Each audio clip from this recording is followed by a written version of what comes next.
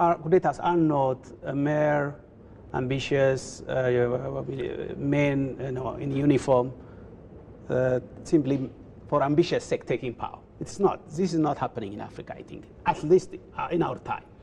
Most of the protocols which really justify, which stipulate sanction as an instrument of,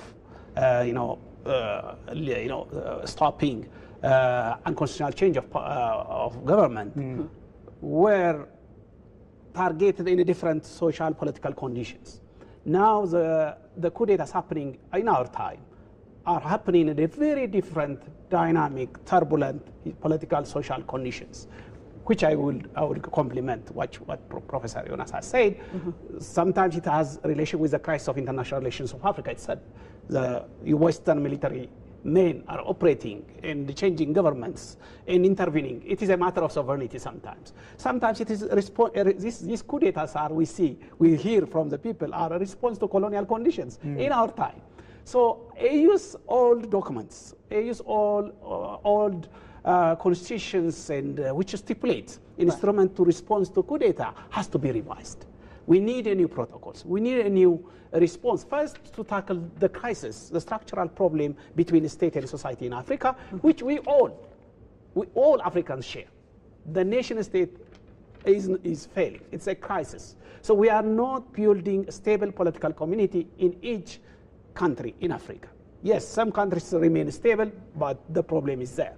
So if we have to think seriously about reform when it comes to AU, it has to speak to Africa itself. What is the problem? What are the major contradictions between state and society in Africa, which led to coup d'etats, which led to civil wars, which led to corruption? So we cannot sanction corruption, but we sanction coup d'etat.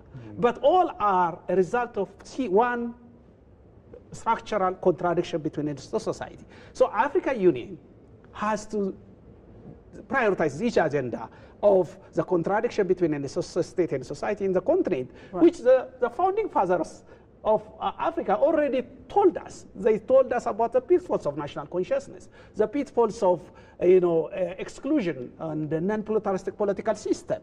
So that has to be addressed at the continental level, but also in line with each state's political agenda and aspiration.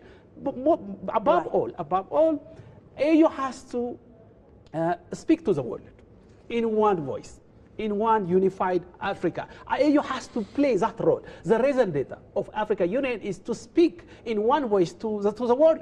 That is also the partition of Africa has left its legacy. The Francophone armies or the French armies or this army and that army are operating.